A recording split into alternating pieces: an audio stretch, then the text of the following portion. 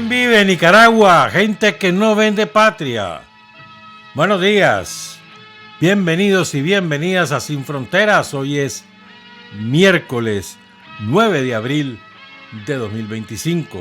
Con Carlos Hurtado Ordóñez y con Byron Baltoano Sandino cuando son las 6 de la mañana con 30 minutos.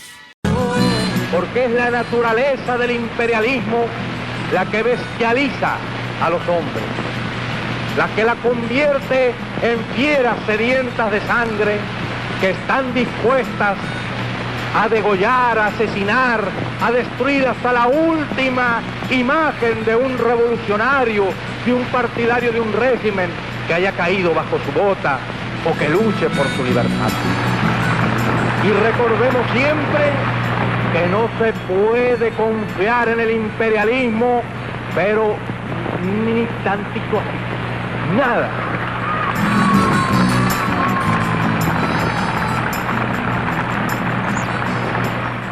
Seis de la mañana con 32 minutos. Evidentemente la noticia es la guerra desatada por Trump contra todo el mundo. Pero quiero recordar a un gran amigo cuyo aniversario fue ayer. Parece mentira, hoja. 8 años ya que se fue Mario Fulvio Espinosa. Un extraordinario compañero. De esos que no se encuentran en la vida muchas veces. No murió jovencito, pues, pero podía haber durado más. Pero el negocio del Vivian Pela, solamente por cobrar la operación, no tenían que haberlo operado. Y se fue Mario Fulvio. Un periodista de primera calidad, una consecuencia ese hombre. Muy conocido en Honduras porque allá fue director de la Escuela de Periodismo. Él renuncia para venirse a Nicaragua con la revolución. Para mí, un maestro del periodismo y un hombre, un revolucionario. Mario Fulvio Espinosa Ampie, fallecido el 8 de abril de 2017 y había nacido el 10 de octubre de 1933. Honor y gloria a Mario Fulvio. Y saludos a Mayita y a toda su familia. Bueno, queremos hablar un poco, no mucho, pues, pero sí hay que hablar, hay que explicar la guerra comercial que ha desatado Donald Trump. Creo que este es el primer concepto que debemos estar claros. O sea, lo que ha hecho Trump es desatar una guerra. O sea, hay un autor ruso que me encantó su artículo, me aprendí mucho con él, porque te pone las cosas, me parece a mí, de una manera muy, muy sencilla, y que se llama Dmitry Novikov. Dice Dmitry que si Rusia lanzó la operación militar especial para defender su integridad territorial y su soberanía, lo que ha hecho Trump es comparable a esa decisión de Rusia y con mayor impacto global. Que además dice, Novikov, que esta es la destrucción de las relaciones económicas internacionales tal y como las hemos conocido hasta ahora. O sea, está demoliendo el sistema comercial, sobre todo, el sistema mundial comercial que rige desde 90 años, poco antes de la Segunda Guerra Mundial. Entonces, una cosa importante que también lo recordaba Novikov, él publica en la revista Rusia en la Política Mundial, una publicación de la Fundación para la Investigación de la Política Mundial de Rusia. Y además este hombre es subdirector de una escuela de economía. Entonces estamos hablando de un experto. Entonces dice, lo primero que hay que llama la atención. Bueno, espérame antes de eso. China acaba de anunciar que replica lo que ayer le aplicó Trump. O sea, ayer Trump anunció que como no le hizo caso China, entonces ya no le va a dar el 38, creo que era al principio, sino que le va a aplicar 34, sino que le va a aplicar el 104%. Entonces, que eso entre en vigor hoy. Entonces China hoy respondió y le aplica lo mismo.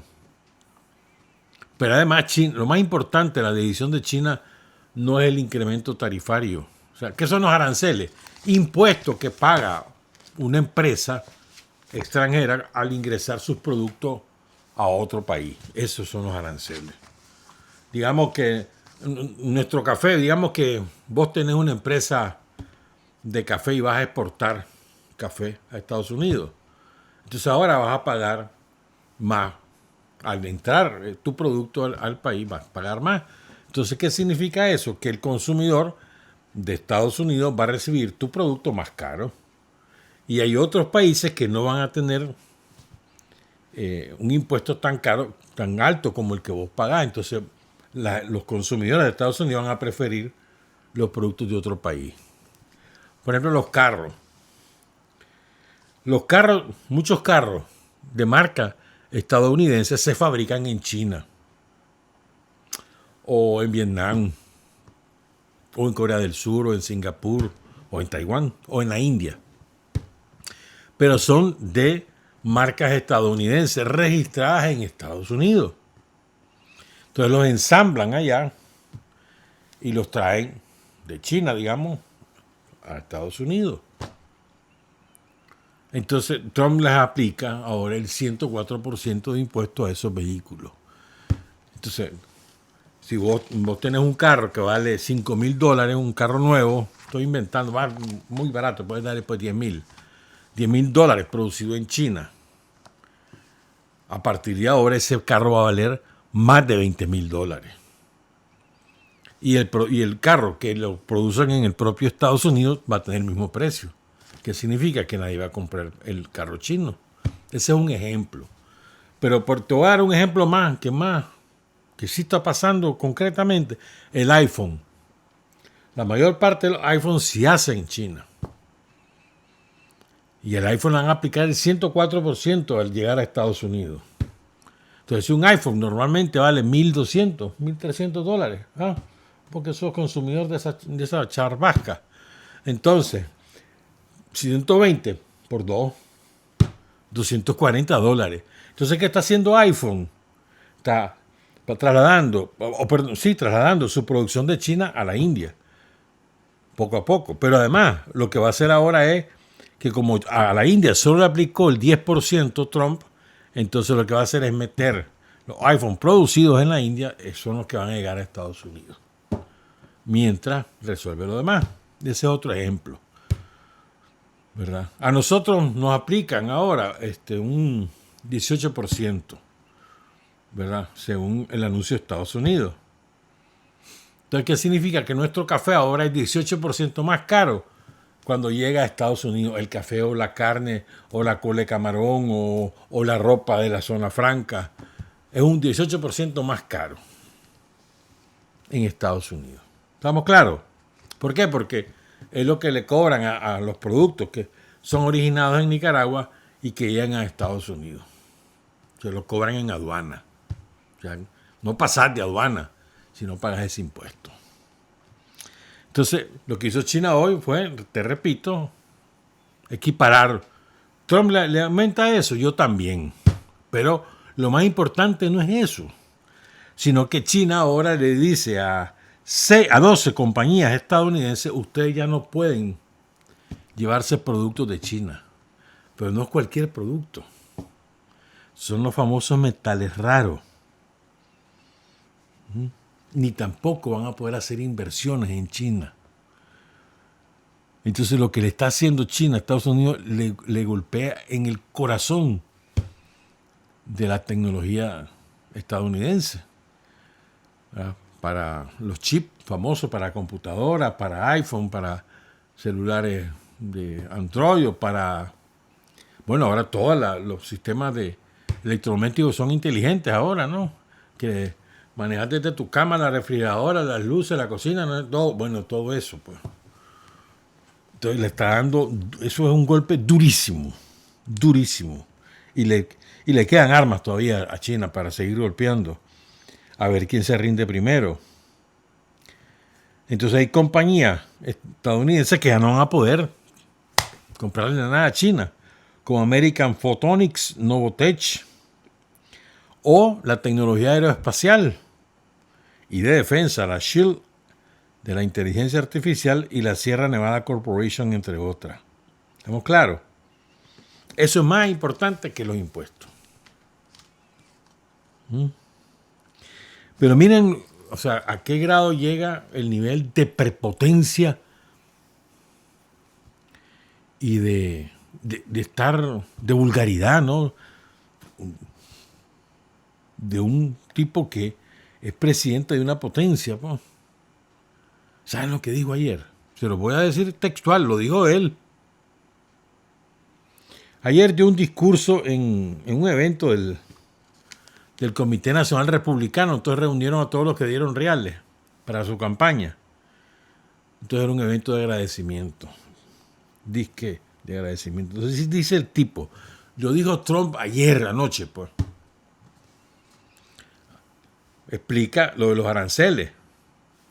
Según él, están entrando decenas de miles de millones de dólares a Estados Unidos gracias a esos aranceles, según él. Y que dice que Estados Unidos hasta 1913, creo que dijo, hace un par de días, sí, creo que hasta 1913, Estados Unidos no le cobraba IVA ni impuestos sobre la renta a nadie en Estados Unidos, pero sí cobraba grandes aranceles a los que llegan a vender a Estados Unidos. Dice, esa debe ser la lógica. Dice, a los ciudadanos que vivimos aquí no nos cobran nada, pero a los que quieren vendernos aquí sí les cobramos.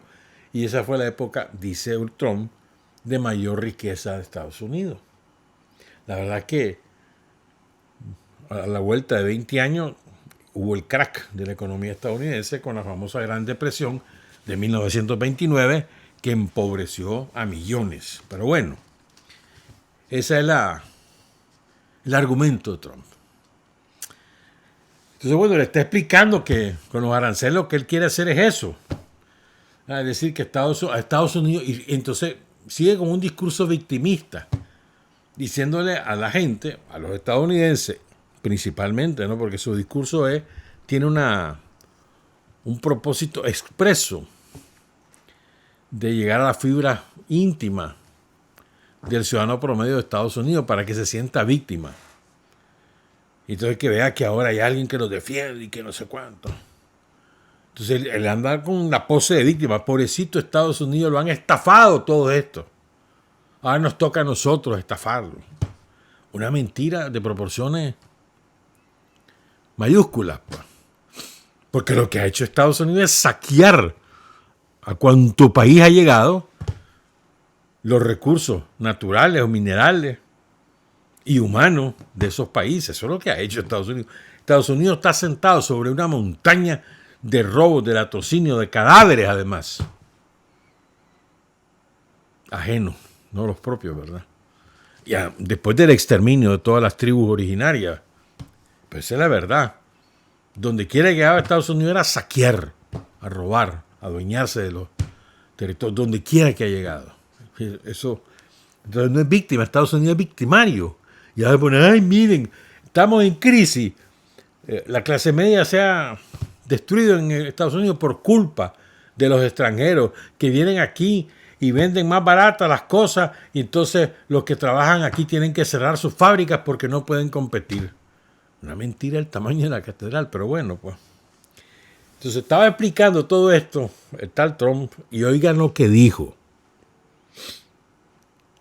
Estos países, refiriéndose a los que han recibido los aranceles, me han estado llamando, y oigan, besándome el culo. Kissing my ass. Así lo dijo. Estos países me están llamando, besándome el culo. Se mueren por llegar a un acuerdo. Se mueren por llegar a un acuerdo. Por favor, señor, haga un trato, haré lo que sea. Dice Trump que le dicen. Bueno, uno de los que lo llamó fue el presidente de Vietnam. Y después de eso, Trump anunció de que el presidente de Vietnam había prometido que Vietnam iba a cancelar todos los impuestos que les cobra Estados Unidos. No sé si será cierto.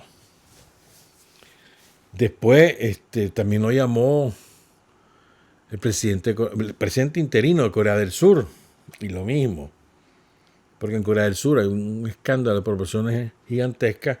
Terminaron destituyendo al presidente electo, ahora hay un presidente interino y en mayo van a haber nuevas elecciones. Entonces ese presidente interino lo llamó y lo mismo, ¿verdad? Y después hay otro, dice él. Entonces la verdad es que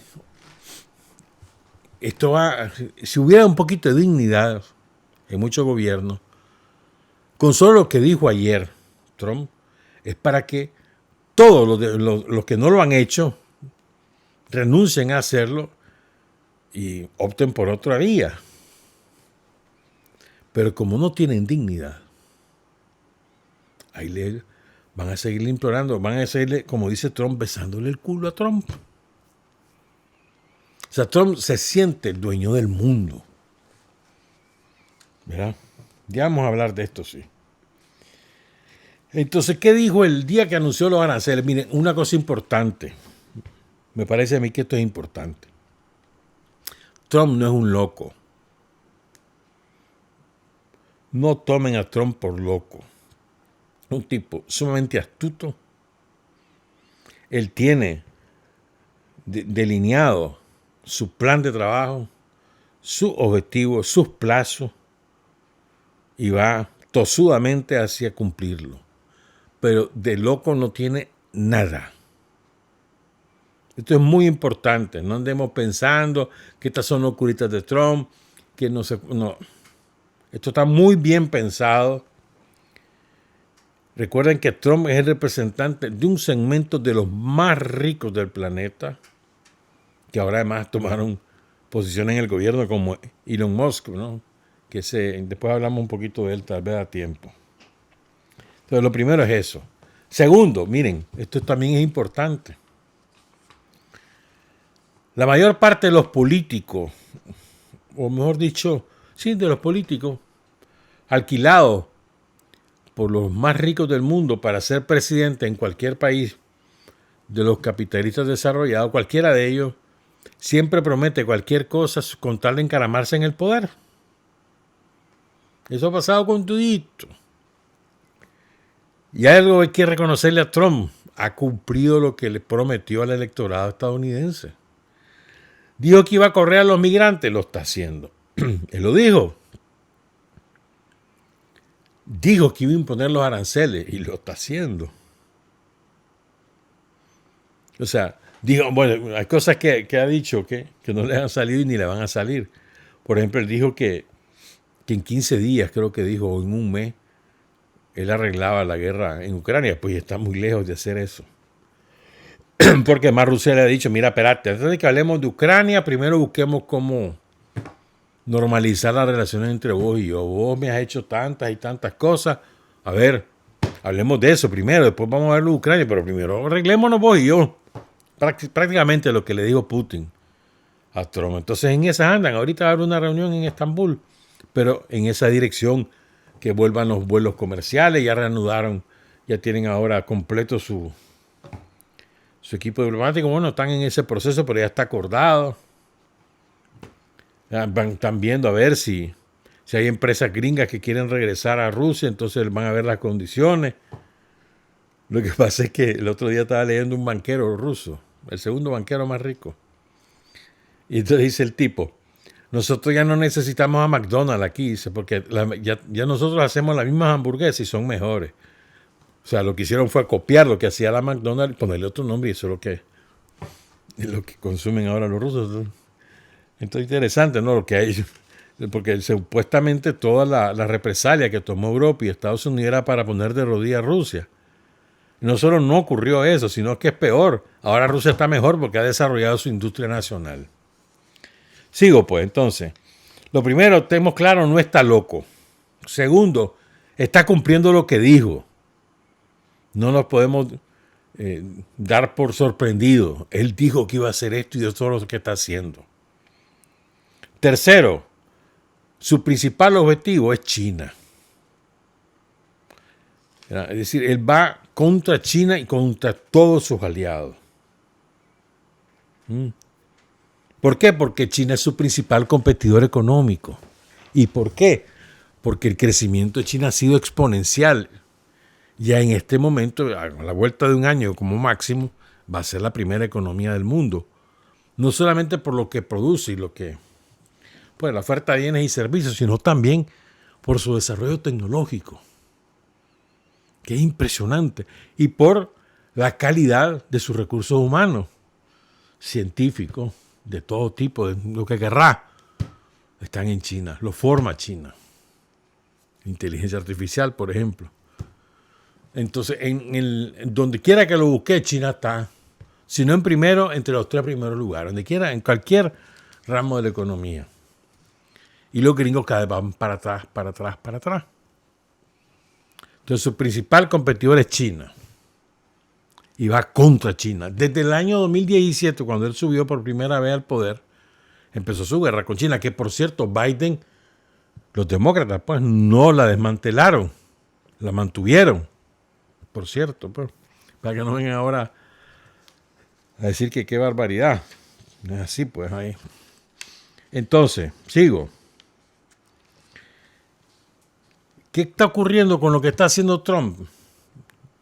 Menciona Dmitry Novikov, desmantelando el sistema del comercio internacional. O sea, la Organización Mundial del Comercio,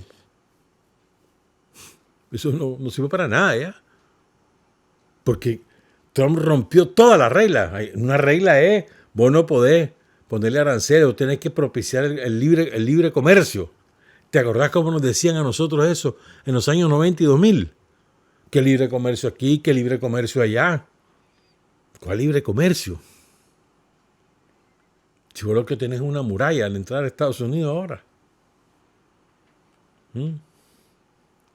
Espérame, hay otra cosa importante también. Vean, lo que está haciendo Trump es su perspectiva de defender los intereses de Estados Unidos. Él está en el legítimo derecho como presidente de Estados Unidos de aplicar la política económica que le dé la gana. ¿Ya? Eso, estemos claros en eso. Lo que pasa es que en esa filosofía está, de hecho, agrediendo a decenas de países empobrecidos, cuyo único, en algunos casos único, en otros su principal mercado es Estados Unidos. Sí, porque han llegado, entre comillas, inversionistas estadounidenses a esos países, instalan su fábrica, explotan la mano de obra, le pagan una miseria, prácticamente no pagan servicios básicos como energía eléctrica, telefonía o agua potable, y sacan sus productos y los llegan a vender a Estados Unidos sin ningún tipo de impuestos, pagando en el país sede, y llegan tranquilamente a Estados Unidos. Por ejemplo, Lesoto, uno de los países más pobres del mundo, ni siquiera tiene costas en el mar. 2/3 de su población viven con menos de $3 mensuales. 2/3. Un país de 2 millones de habitantes. Pero ahí hay varias empresas estadounidenses que saquean a los recursos humanos y hacen lo que te acabo de contar. Ahí producen y después los llevan a Estados Unidos baratísimo. Porque la mano de obra que pagan es esclava. ¿Estamos claros? Entonces le aplica, el peor arancel se lo aplica a Lesoto. ¿Qué significa? Que los gringos que ahí están se van. Cierran esa fábrica, que son prácticamente la única fuente de empleo de ese país, que es uno de los países más pobres del mundo. ¿Sí me entienden, verdad? Entonces, esa gente, primero ya son pobres, les van a cerrar esas empresas. ¿Qué van a hacer? Perdón, ¿qué pueden hacer ahora? Sí. Y el otro, lo castigan también porque China tiene ahora inversiones de desarrollo en Lesoto. Y lo castigan porque supuestamente Sudáfrica introduce mercancía a Estados Unidos por la vía de Lesoto. Y Trump la tiene contra Sudáfrica porque Elon Musk, es sudafricano, racista, nazi, fascista, eso es Elon Musk, ¿verdad? Y entonces la tienen contra el Congreso Nacional Africano, el partido que liberó a Sudáfrica, el partido de Nelson Mandela, odia a ese partido. Entonces ahora han inventado todo un discurso de que le están quitando sus tierras a los blancos y no sé cuánto y no sé qué. Entonces Trump ha asumido esa posición y está en contra de Sudáfrica para muerte. Y otra razón para estar a muerte contra Sudáfrica es que Sudáfrica se sumó al BRICS. Bueno, uno de los fundadores. Brasil, recuerden, Brasil, Rusia, India, China, Sudáfrica, BRICS. ¿Verdad? Entonces, una de las razones para castigar de esa forma a Lesoto, o sea, son las dos razones, pues. Es que también Sudáfrica la ocupa como trampolín y la otra que China ahí está metiendo reales, pues. Es como lo que está pasando en el Canal de Panamá y él sacó un comunicado, es una vergüenza, ese Mulino es un hombre que da vergüenza ajena, mano. ¡Qué vergüenza! Como no le hizo todo el caso completo a Marco Rubio, otro delincuente internacional, narcotraficante, y eso lo digo con toda propiedad porque me fundamento en prueba. El narcotraficante Marco Rubio lo llegó a cocorronear. Al principio se pusieron a llorar, pero después no le hicieron caso. Entonces ahí le mandaron al jefe del Pentágono allí, a uno de los jefes del Pentágono. Y ahí, ¿qué pasó, mano? No me has hecho caso, haceme caso. Si no quieres que te quite el canal. Así. En lenguaje diplomático, ¿me entendés? O me haces caso, te quito el canal. Y te lo quito a la fuerza. Porque el canal yo lo hice, dicen los gringos. Si es cierto, lo hicieron ellos. Pero ¿sabes cuándo terminó de pagar Panamá la construcción del canal? ¿Sabes cuándo la terminó de pagar? En 1957 terminó de pagar Panamá. O sea, en términos figurados. Pues nunca hubo ese pago, pero lo que sacó Estados Unidos del canal de Panamá con todo y con los costos y ganancias en 1957. Bueno, pues entonces llega el tipo este y le dice, mira, o me haces caso, saca a China de aquí, o te quito el canal. No, que es un malentendido, espérese, no. Entonces haceme caso, pues. Sí, señor, sí, señor. Se va el tipo y entonces saca un comunicado Molino. Panamá se retira oficialmente de la iniciativa de la ruta de la seda. O sea, solo falta el siguiente paso, la ruptura de relaciones. Que eso no la tiene tan fácil porque ya hay inversiones chinas en Panamá poderosas, fuertes. China nunca ha administrado el canal, nunca. Sí, tiene la concesión un empresario chino de varios puertos, eso sí, pero no administra el canal. Entonces, China va a golpear, va a responder, y eso hay que esperarlo, pues los chinos también son pacientes. Y cuando golpean en donde más duele. Ahí van a golpear. Pero bueno, entonces, ya me desvié, pues, pero entonces Trump está asumiendo la destrucción del sistema de comercio internacional y lo que quiere es cierto, él dice, vamos a hacer un nuevo orden, eso es verdad, él lo dice, pero él no quiere que ese nuevo orden sea multipolar, sino que él quiere que ese nuevo orden sea bajo la subordinación absoluta a Estados Unidos. O sea, él quiere recuperar la hegemonía total de Estados Unidos en todas las esferas de la vida. Entonces, se resiste a creer y a admitir que hay una nueva realidad con la cual no puede competir, que es la realidad multipolar. O sea, eso es, digamos que eso es imposible de eliminar. Eso es irreversible. La realidad multipolar es irreversible. Nada puede hacer Trump para evitarlo. Pero él quiere hacerlo. Pues. Entonces él cree que primero, si se arregla con Rusia, en su lógica, ¿no? Me arreglo con Rusia para que se pelee con China, porque después voy contra China. Es como con lo que pasa con Europa. ¿Vos que con Europa lo que está haciendo es solamente porque le caen mal? Que además es verdad, le caen mal. Los Macron y demás le caen mal, eso es verdad. Pero no es por eso. No es porque dice, hombre, yo tengo ahí un montón de hombres. Yo pago eso, yo tengo esas bases que a mí me cuestan. Estos más no hacen nada por eso. Que la paguen ellos. Que busquen cómo defenderse ellos. Y así yo agarro esos soldados y esa arma y las voy a poner frente a China, que mi enemigo es China. Y si quieren que yo tenga ahí soldados, que me paguen. Si no me pagan, me voy. Esa es su lógica, ¿me entendés? Entonces ya no, los europeos pegando carrera ahora quieren hacer sus fuerzas armadas y no tienen reales para eso. Tienen domesticada la población, esto es verdad. Y en eso tienen la complicidad de los medios. Miren, una cosa importante, y siempre quiero decir y siempre se me olvida. Vean, compañeras y compañeros, vemos esas manifestaciones que opuestas al genocidio sionista contra el pueblo palestino, que es una atrocidad. Ya hoy dieron una nueva cifra, un nuevo balance de 50.800 muertos ya, asesinados por el Estado sionista y la destrucción de todas las poblaciones palestinas. Vemos las manifestaciones en Europa. Bueno, este fin de semana también hubo ahí en Túnez, en Marruecos, no sé dónde, de respaldo a Palestina, ¿verdad?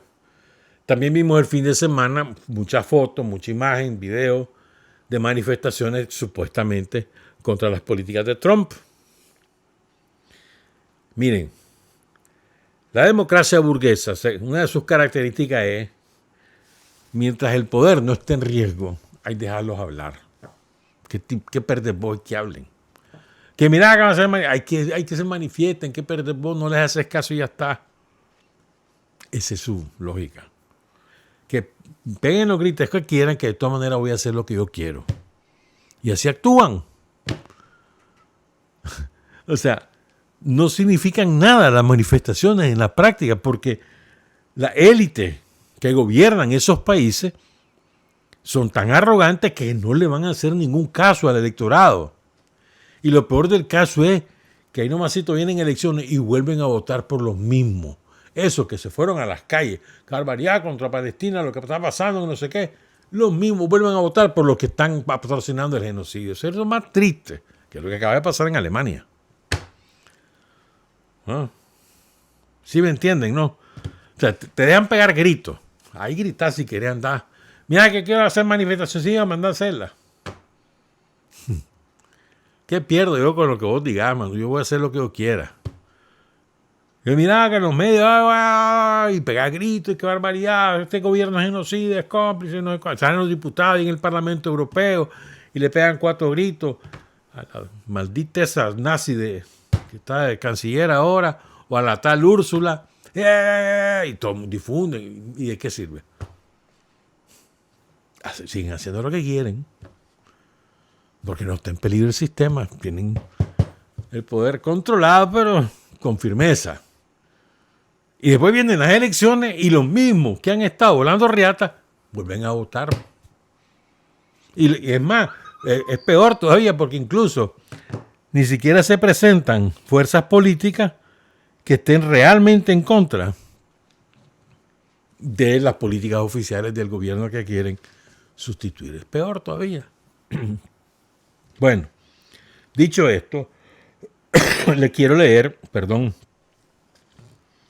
algunos de los párrafos de este es brillante el análisis. Lo invito a leer. Nosotros lo publicamos en el diario digital La Gente, Radio La Primerísima. Ahí lo pueden buscar. Pero fue ayer que lo publicamos, no me acuerdo, un día de esto. Ahí lo pueden buscar, busquen el nombre, Novikov, y por ahí lo encuentran.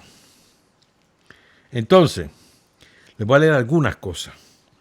Mira cómo llegó Trump a ser tan prepotente, ¿no? Le llamó, hoy es el día de la emancipación de Estados Unidos. Es una prepotencia que no es jugando. Pero lo que sí, o sea, más allá de la repugnancia que nos causa Trump, porque nos repugna, más allá de la repugnancia que nos causa y que naturalmente rechazamos todo lo que él hace, hay que poner la cabeza fría y analizar qué es lo que está haciendo y por qué lo está haciendo. Y al final, dentro de unos minutos, hablamos un poquito de nosotros. Entonces dice Novikov, al igual que el conflicto sobre Ucrania ha afectado el componente político-militar del orden mundial, la terapia de choque global de Washington está socavando la dimensión económica del mundo. Habiendo comenzado como una guerra relámpago, tiene todas las posibilidades de convertirse en una prolongada guerra económica de desgaste. O sea, aplicando las leyes de la guerra a la economía. Esto no es una guerra relámpago, no es que ya se acabó, no. Probablemente lo que va a haber es una guerra económica de desgaste, de ir desgastando al adversario, el uno al otro, ¿verdad? A ver quién se rinde primero. De hecho, dice Novikov, ya no es tan importante si los principales actores como Unión Europea, China, India, los aliados asiáticos de Estados Unidos, Corea del Sur, Singapur, Vietnam, etc., y otros países importantes, serán capaces de negociar y lograr la relajación de las restricciones arancelarias. Eso ya no es tan importante eso, dice. Se ha puesto en marcha la fase activa de remodelación del orden económico mundial. Yo le agregaría, del orden económico imperialista mundial. Esto es una guerra. Así es como se percibe en Washington aparentemente lo que está sucediendo. Y en una guerra tiene que haber perdedores y ganadores. Algunos países pueden querer rendirse a Washington en términos honorables. Otros pueden querer luchar por un lugar bajo el sol. Y otros, como lo que decía Trump ayer, le besan el culo a Trump, ¿verdad?, sin dignidad alguna, y le entregan la economía de su país a Estados Unidos. Esas son las tres tendencias.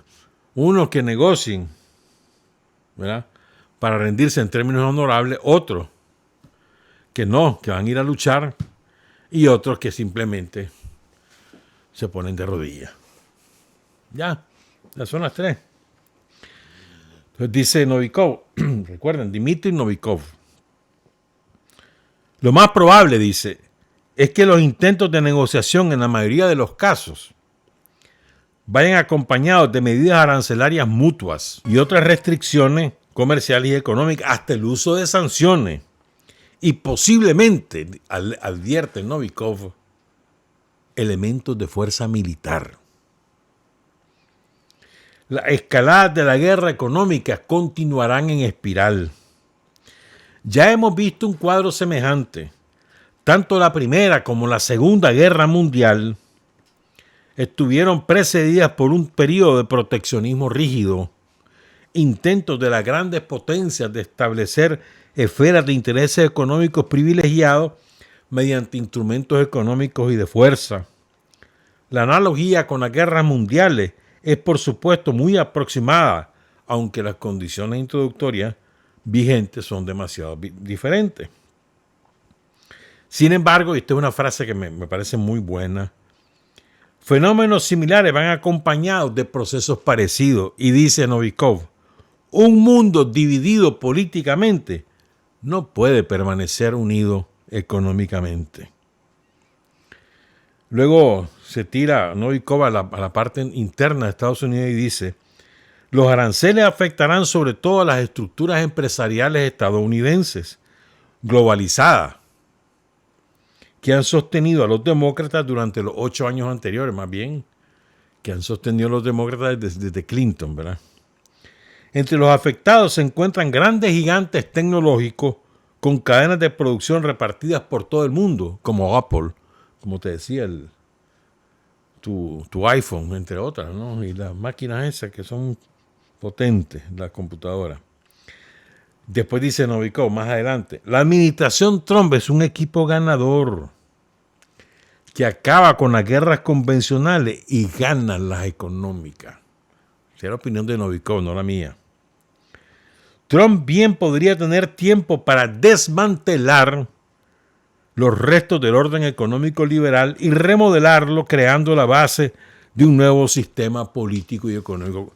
¿Va a tener tiempo? ¿Cuánto va a tardar? No lo sabemos, pero ese es su propósito. Para que Estados Unidos tenga la posibilidad de seguir saqueando a quien le dé la gana saquear y que nadie llegue allí a Estados Unidos a venderle sin pagar un precio. A ver, nosotros, ¿qué es lo que hacemos los países empobrecidos? ¿Verdad? Buscamos cómo hacer reales, pues traer reales al país, que haya inversiones, que haya empleo, que crezca la economía. Entonces, sabemos, por ejemplo, inventarnos. Sabemos que en Estados Unidos les gusta, bueno, no en Estados Unidos todo, pues, digamos que en la costa sur de Estados Unidos, Florida y demás, les gusta la cola de langosta. Bueno, porque la hacen en sopa, por lo que te dé la gana, no importa eso. Bueno, entonces nosotros vamos, hombre, vendámosle cola de langosta y sacamos reales. Mira que en Estados Unidos les gusta el maní chocho, mano, sembremos maní y hacemos reales. Mira que a Estados Unidos le gusta mucho el café, pues ya ahí no tenemos café, vendámosle a Estados Unidos. ¿Me entendés? Entonces muchas veces los países empobrecidos nos metemos a determinados negocios porque sabemos que en el mercado de Estados Unidos los vamos a vender. Si te aplican estos intereses, estos impuestos, ¿qué significa? Que ya no, o no los vas a poder vender o vas a vender mucho menos de lo que vendías antes. ¿Qué consecuencias trae? Hombre, cierre de negocios, desempleo y demás. ¿Me entendés? Lo que quiero decir es que no solamente es que nuestra producción natural de los países empobrecidos, los países del sur, tenía como destino Estados Unidos por razones naturales, geográficas, lo que fuera, sino que además hiciste el negocio porque sabías que si lo llevabas a Estados Unidos iba a tener mercado seguro. Por ejemplo, lo que hizo Costa Rica, comenzó a producir flores como Ecuador, flores por doquier. Entonces, para el Día de los Enamorados, para el Día de la Madre de ellos, para el Día de los Veteranos, lo que sea, las exportaciones de Costa Rica crecen un montón. Aviones completos van llenos de flores. ¿Ves? Pero no es que eso producía Costa Rica, no, encontró un nicho de mercado, lo comenzaron a producir. Si a los ticos, que no es así, pero si le aplicaran el 30% a los ticos de impuestos, de aranceles sobre las flores, te aseguro que dejarían de producirlas. Y eso causaría consecuencias internas. ¿Me entendés? Entonces, nosotros, ¿cómo nos va a afectar? Claro que nos va a afectar, pero tenemos una dicha. Tenemos a Daniel de presidente y a Rosario de presidenta. Entonces son dos compañeros que piensan bien, que consultan a quien hay que consultar, que toman decisiones sobre la base de las consideraciones de los expertos y después toman decisiones políticas sobre la base de esas consideraciones. Entonces hay que tener paciencia. Están estudiando el impacto de los aranceles a nosotros y van a tomar decisiones que las vamos a conocer oportunamente. Pero menos mal que están Daniel y Rosario al frente del país, hermano. Porque si aquí estuvieran los neosomocistas, serían uno de los que llegaron a besarle el culo a Trump. Y lo digo en esas palabras porque así lo dijo Trump ayer. Pero los primeritos que hubieran dicho, ay, señor Trump, a mí no, y rodeado llorando. Los primeritos. Tipo Alemán, Bolaño, La Chamorro. Nosotros no. ¿Cuál es nuestra fuerza? Nosotros mismos. Hay medidas que se toman, por ejemplo, fortalecer el mercado interno, buscar cómo industrializar tu producción, abrir nuevos mercados. Todo eso lleva tiempo. Medidas que se toman, pero hay que tener paciencia y confianza. Tenemos un buen equipo económico, un buen equipo de expertos en el país. Y sobre la base de lo que ellos estudian, lo que analizan, el panorama que le ofrecen, que le presentan al presidente y la presidenta, los dos ellos van a tomar decisiones. Con paciencia, sí. Nada apresurado. ¿Para qué te vas a apurar? ¿Cuál es el apuro? Tampoco es que lo vas a hacer dentro de 20 años, no es así, pues, pero ¿cuál es el apuro? Estate quieto, es que hacerlo bien hecho. Y ya sabremos nosotros en un tiempo razonable qué decisiones se tomaron. Pero el principal interés del Frente Sandinista, de Rosario y de Daniel, son los intereses nacionales, la defensa de los intereses del país. Ese es el principal. Lo principal es defender los intereses del pueblo nicaragüense. ¿De qué manera proteger y defender esos intereses? Y esa es la lógica de las medidas que podrá tomar el gobierno para responder a esta decisión de Estados Unidos. ¿Me entendés? Es decir, su propósito es defendernos a nosotros. Su propósito no es andársele diciéndole a Trump, vení, hombre, tomá, llévatelo. No, es defender lo que más le conviene a Nicaragua. ¿Y qué es lo que más le conviene? Ya lo vamos a saber. Yo puedo tener una opinión, vos podés tener otra, pero hay expertos que estudian la economía del país, estudian las relaciones económicas internacionales que tenemos, el comercio internacional, la balanza de pago y todas esas cosas, y le presentan a los presidentes, presidente Daniel, al presidente Rosario, le dicen, mire, esta es la situación, estos son los escenarios, este es un plan A, plan B, plan C. Usted decide y ahí verán. Y a lo mejor inventan uno nuevo, un plan Z. ¿Me entendés? Entonces, paciencia. Vamos a hacer una pausa, regresamos, son las 7:18. Hay hombres que luchan un día y son buenos. Hay hombres que luchan un año y son mejores. Pero hay hombres que luchan toda la vida. Esos son los imprescindibles.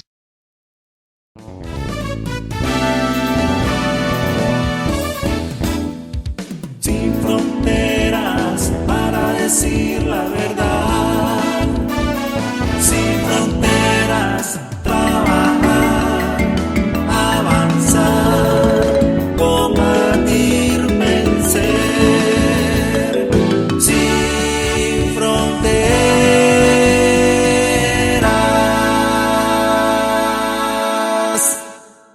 Las 7:23, rapidito, solo mencionar que espantoso lo que pasó ayer en la madrugada en Santo Domingo, República Dominicana, en una de las discotecas más famosas, si no la más famosa de la capital de Dominicana, que se llama Jet Set. Pues se derrumbó el techo y ya la contabilidad alcanza 113 muertos.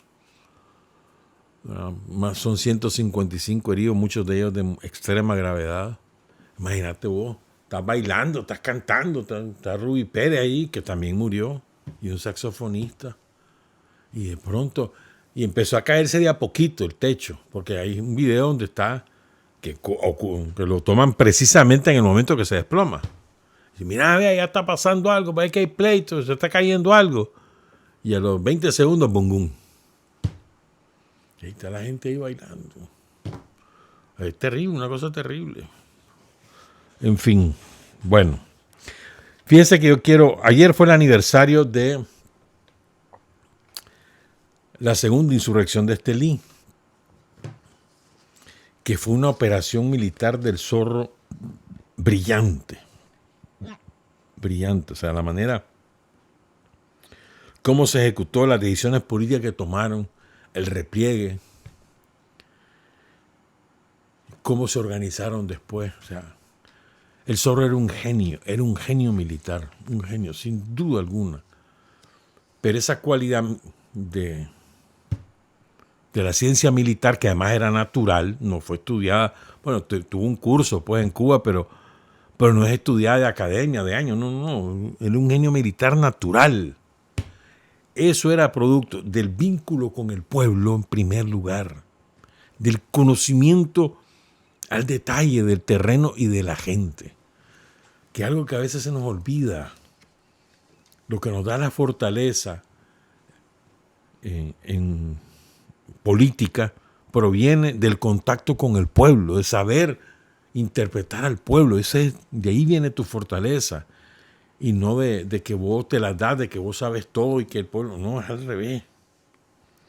Entonces quiero contarle sobre la base de su libro, ¿no? Del libro del Zorro, que es un testimonio fenomenal.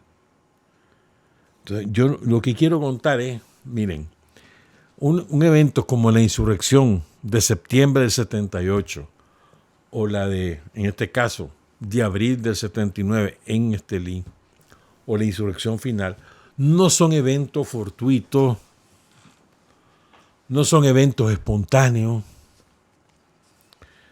y tampoco son inesperados, sorprendentes. No, son eventos que son culminación de procesos políticos y en este caso también procesos militares, ¿verdad?, que requieren planificación,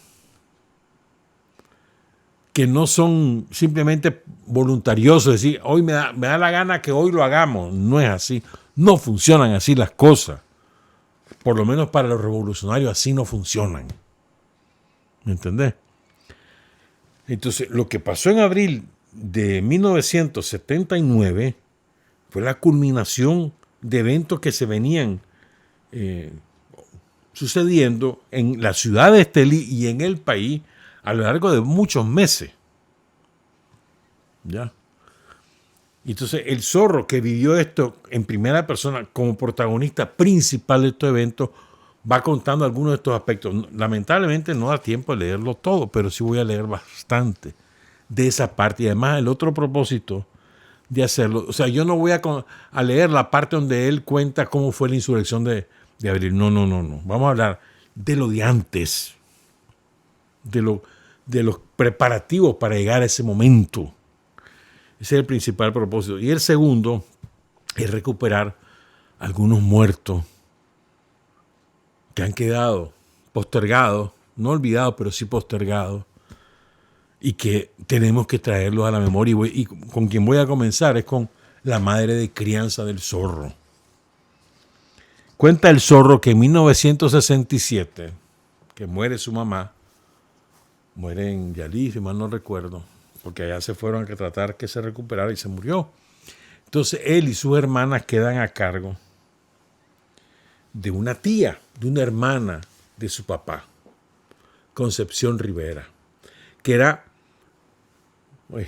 ¿cómo se llama? Niña vieja se decía en aquel tiempo, ¿verdad? Sí, era una mujer que se quedó soltera y nunca tuvo hijo.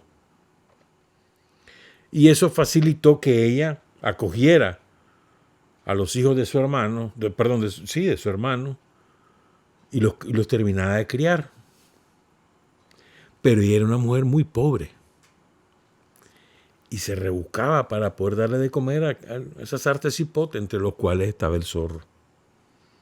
¿Verdad? En medio de su pobreza acogió a mis hermanas y a mí como los hijos que nunca tuvo. Fue en todos los sentidos una madre para nosotros, la madre que ya no teníamos. La conducta de mi papá siguió siendo la misma. Llegaba a visitarnos, pero no dejaba ni un real para los gastos de nosotros. Y mi pobre tía araba el cielo y la tierra para comprarnos el bocado, para procurarnos el bocado y para vestir a mis hermanas, que ya iban haciéndose mujeres, comprarle sus zapatos, alistarla para la escuela. Se ayudaba con lo poco que yo podía aportarle de mi trabajo. Pero ¿cuánto pudo haber sido? Lo que alcanza con lo que puede ganar un niño de 13 años. Con mi tía Concepción Rivera permanecieron mis hermanas hasta que se casaron. Y de su casa salí yo a la clandestinidad. Y oigan ustedes, para la insurrección de abril de 1979, la guardia roqueteó la casita en venganza contra mí y la mataron.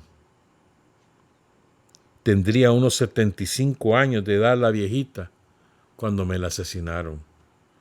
Concepción Rivera, la madre de crianza del Zorro, asesinada por la guardia en venganza porque el Zorro era el Zorro. Una mujer empobrecida en una casita de chapaste, la roquetearon solo para matarla y vengarse del Zorro. Si nos acordamos del Zorro, también tenemos que acordarnos de Concepción Rivera, su mamá de crianza. Entonces después él comienza a contar cómo él fue tejiendo la red de colaboradores de casas clandestinas que sufragaban la alimentación y los gastos de los guerrilleros, proveían de armas y de información de los movimientos de la guardia a los clandestinos del Frente Sandinista. Y esto es vital para cómo fue, digamos, preparándose el terreno para lanzar la ofensiva que permitiera derrocar y derrotar a la dictadura somocista. Es decir, esto, o sea, el Zorro no es un improvisado. El Zorro, antes que ser el estratega militar que efectivamente es, en mi opinión, es un cuadro político de primer orden. O sea, con un olfato natural, pero además lo advertí a lo largo de todo su relato, con una consistencia ideológica insuperable, que le nace de la clase además, o sea, un hombre, un obrero, un artesano como Sandino. Entonces cuenta primero un poco de su hermano, dice. Desde 1957, cuando expulsaron a Filemón de la escuela nocturna, a los 13 años, empezó a meterse en asuntos de la dirigencia sindical, junto con Donoso Picado, Ramberto Celedón y Óscar Benavides Lanuza. Óscar Benavides que cae en Nueva Guinea. Entonces es importante todo esto, ¿ah?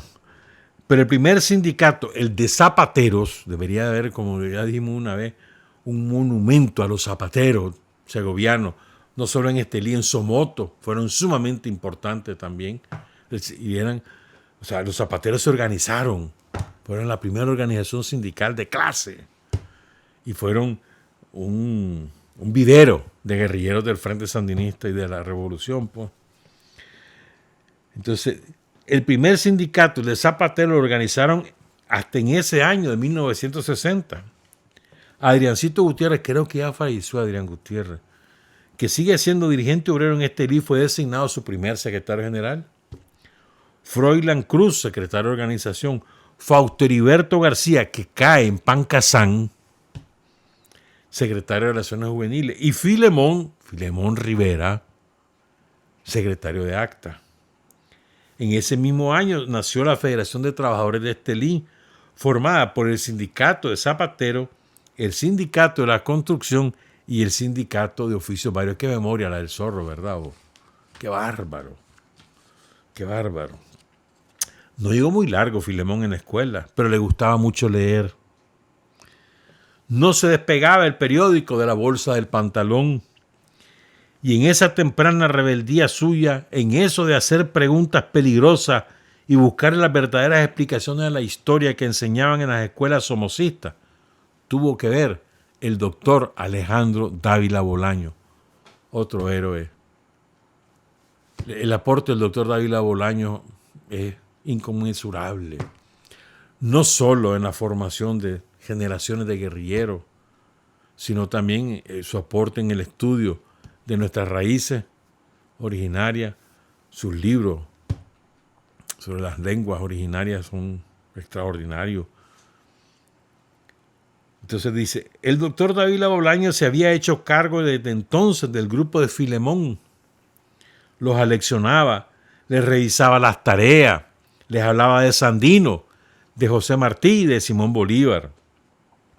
El doctor Dávila Bolaño se proclamaba marxista, leninista y ateo sin ningún temor. Era un hombre de facciones indígenas, muy campechano, muy estudioso, originario de Masaya. Ejercía desde hacía tiempos su profesión de médico en Estelí, donde se había casado. Él había llegado a Ocotal, ahí conoció a la esteliana, se casó con ella y se quedó a vivir en Estelí. Perdón. Me imagino esta escena que describe ahora el Zorro. Parado frente a un pizarrón en una pieza al lado del taller, parte de la misma casa de don Ramón, taller de zapatería, daba charlas a los zapateros varias veces a la semana, explicándole de manera bonita y sencilla en qué consistía la lucha de clases. Les enseñaba cómo la historia de Nicaragua tenía que ver desde el principio de la colonia española con los opresores de arriba, dueños de la riqueza, y los oprimidos siempre abajo, aguantando el yugo, como sucedía con la dictadura somocista en los tiempos presentes. Había en Nicaragua dos culturas, decía el doctor Dávila Bolaño: la cultura para mandar, que le enseñaban a los hijos de los ricos y la cultura para obedecer que le enseñaban a los hijos de los pobres.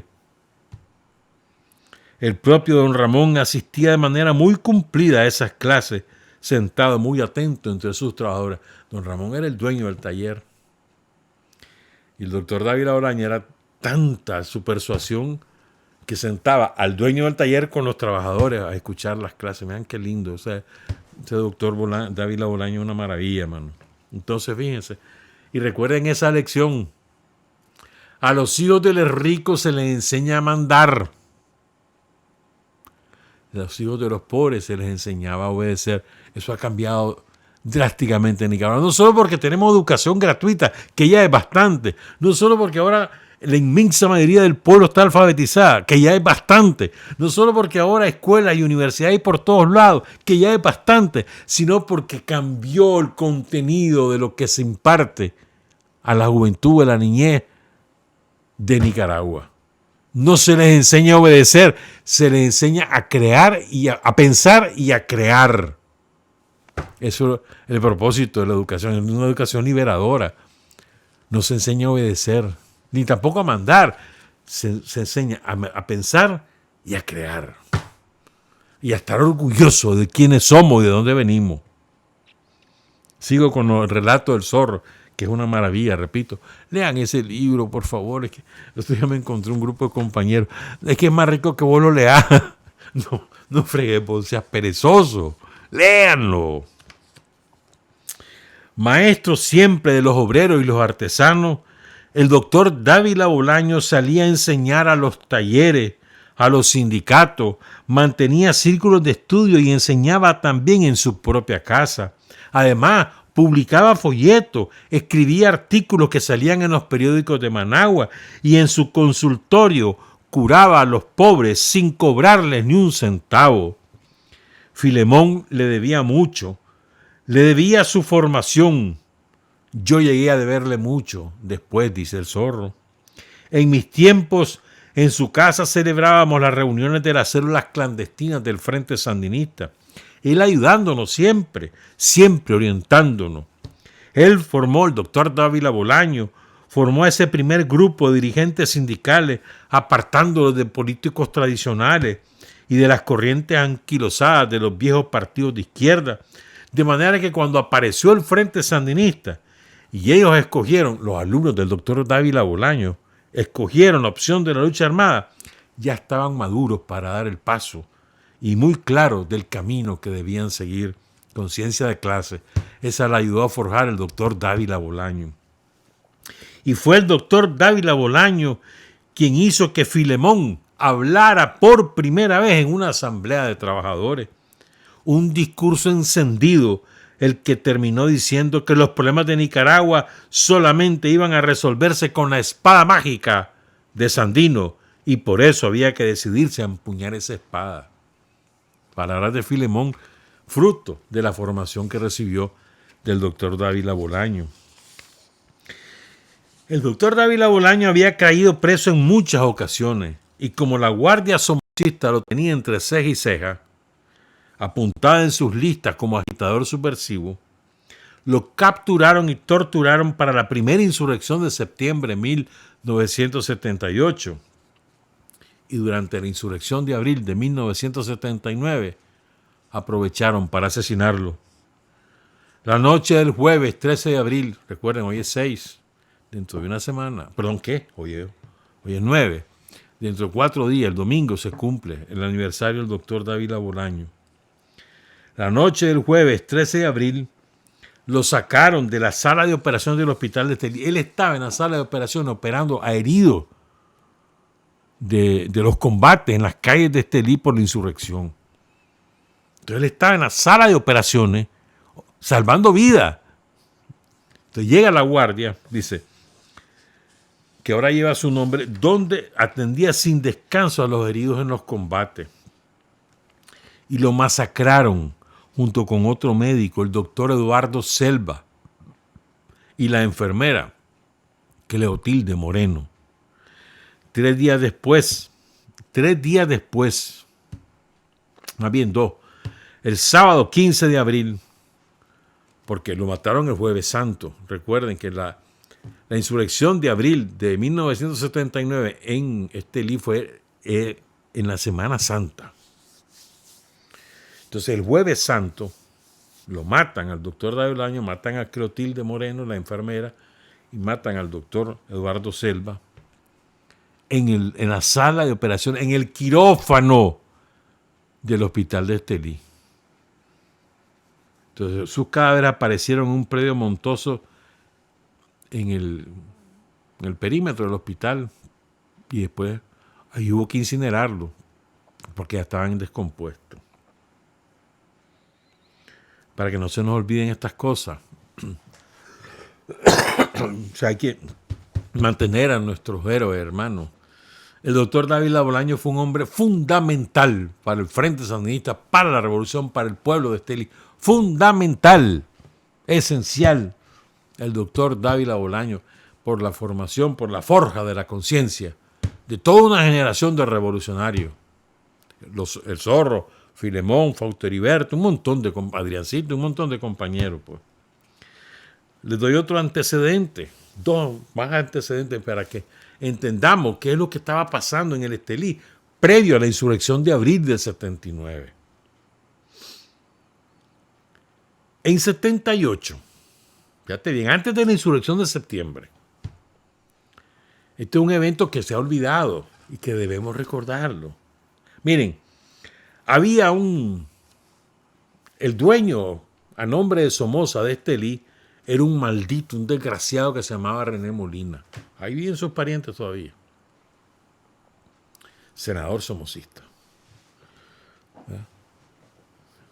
O diputado, creo que era senador, o diputado, no importa, pero un somocista, pero además el tipo era terrateniente, dueño de un montón de casas, el tipo tenía paramilitares y era el mandamás de Estelí, incluyendo mandando sobre la guardia, odiado por el pueblo. Entonces, el 24 de abril,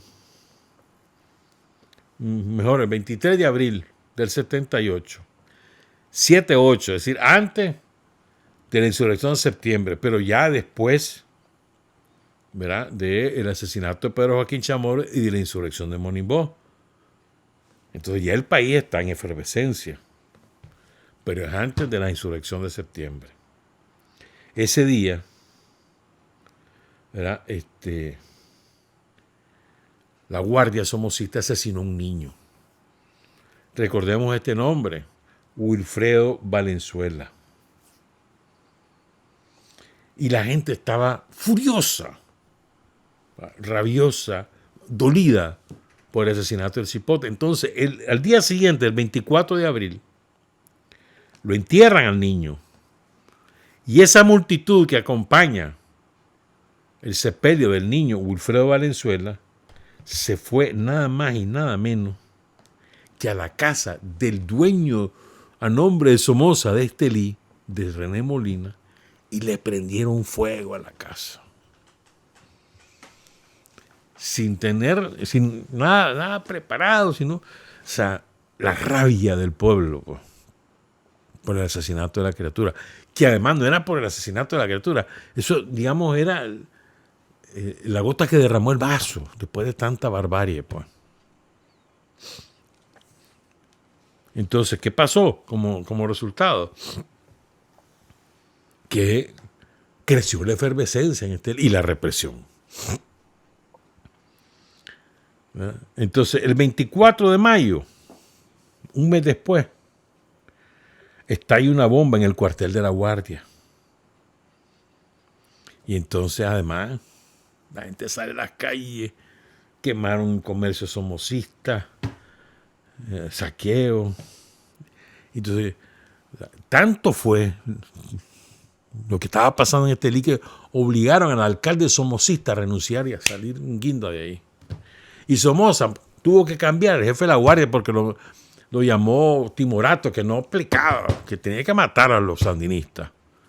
Entonces sacó al coronel Carlos del Mundo Vergara y metió como sustituto a Gonzalo Martínez. Esto lo relata el Zorro. ¿Vamos claro? Otro antecedente. Fíjense cómo va la cosa conformándose. Estamos hablando del ambiente. El 15 de julio, bueno, esto es importante también, como a principios de julio más o menos, finales de junio, ingresan al país un grupo de compañeros, no, un poco antes fue, ingresan al país un grupo de compañeros entre los cuales estaba Doris Tijerino y José Benito Escobar, venían de Cuba. Por la delación de un maldito traidor que no quiero recordar su nombre, que fue el mismo, que es el responsable también de la muerte de los compañeros de Condé, Juan de Dios Muñoz y demás.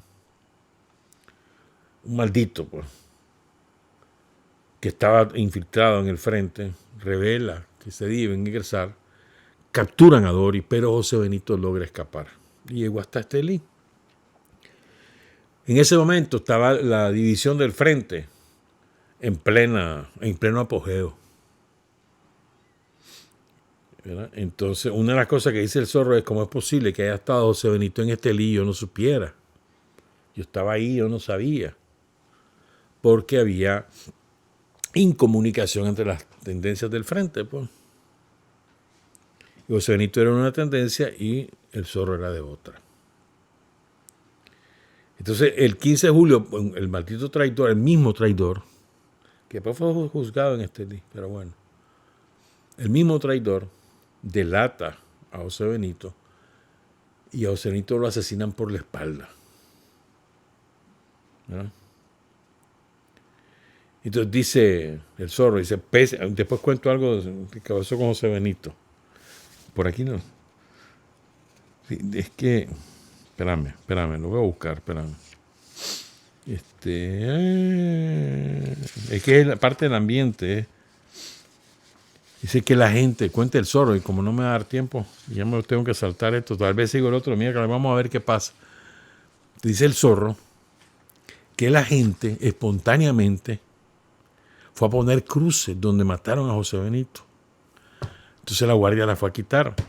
Entonces, la guardia la quitaba en el día, la noche la gente la volvía a poner en la noche las mismas cruces. Fíjense. Se requería valor en esos tiempos, ¿viste? Valor para hacer esas cosas. Entonces dice el Zorro que pese a los problemas que había con las otras tendencias del frente, la falta de información, que uno por un lado y el otro por el otro, y los celos, pues, además, el sectarismo que había.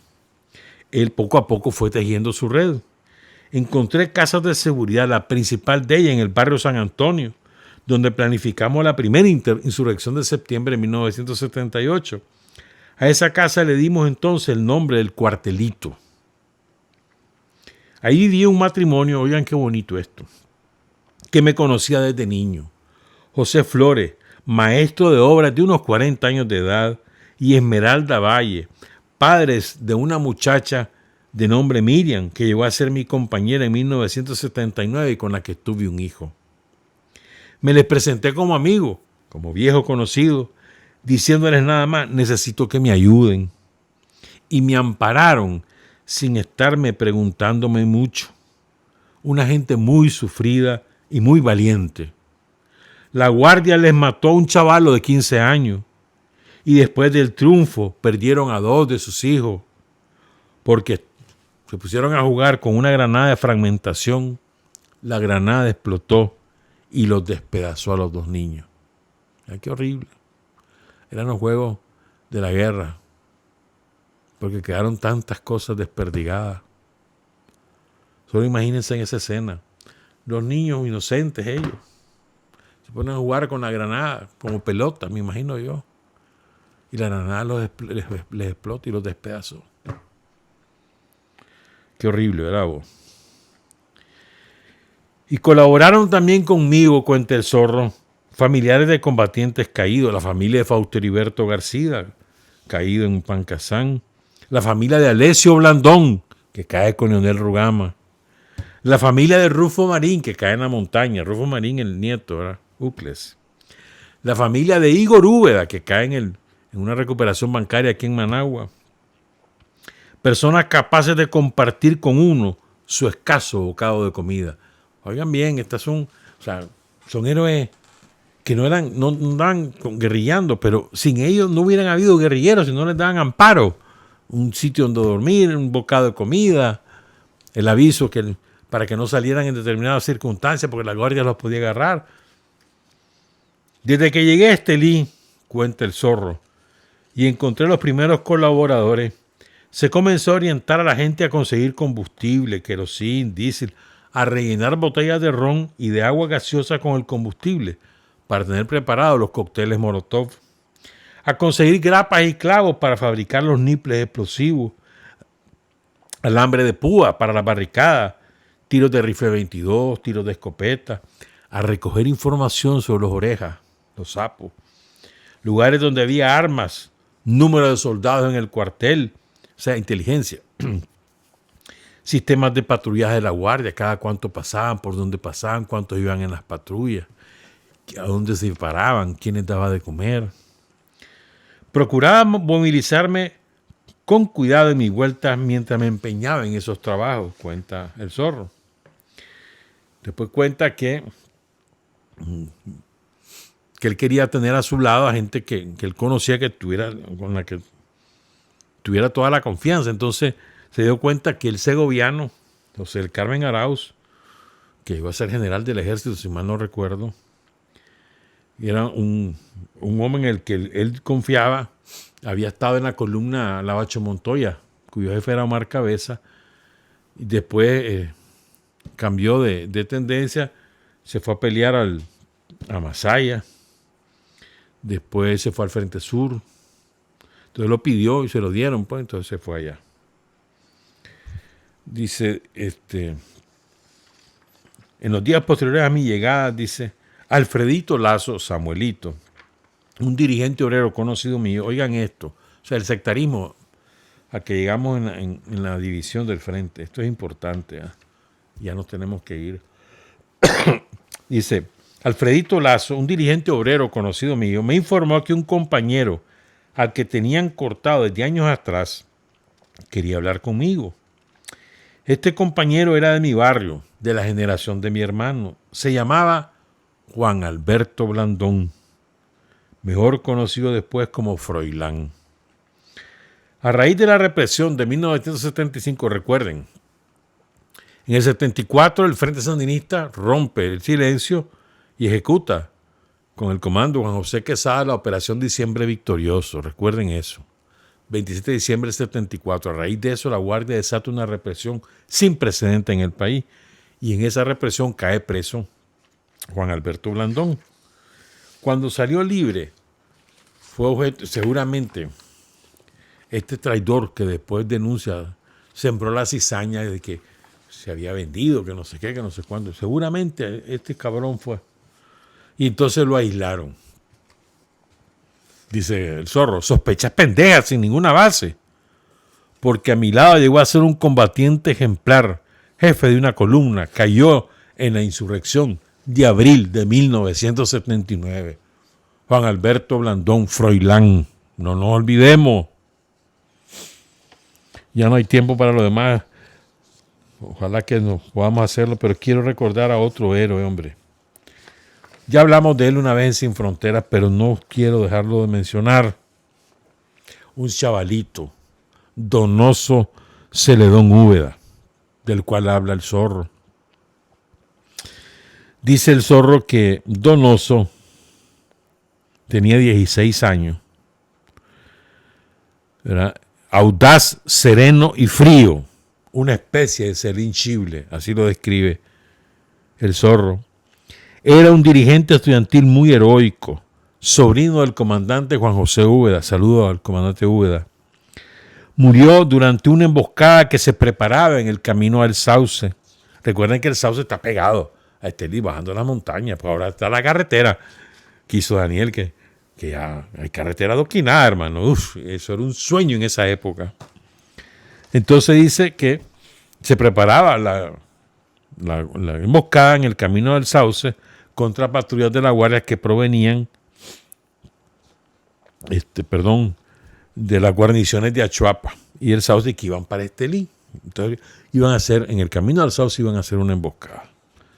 Este muchacho se movilizaba con otro combatiente a bordo de un jeep requisado, o sea, que la guerrilla le había quitado la guardia, ubicando a la fuerza enemiga donde estaban. Otros compañeros, por imprevisión, dejaron pasar una patrulla a un área que se suponía estaba bajo nuestro control.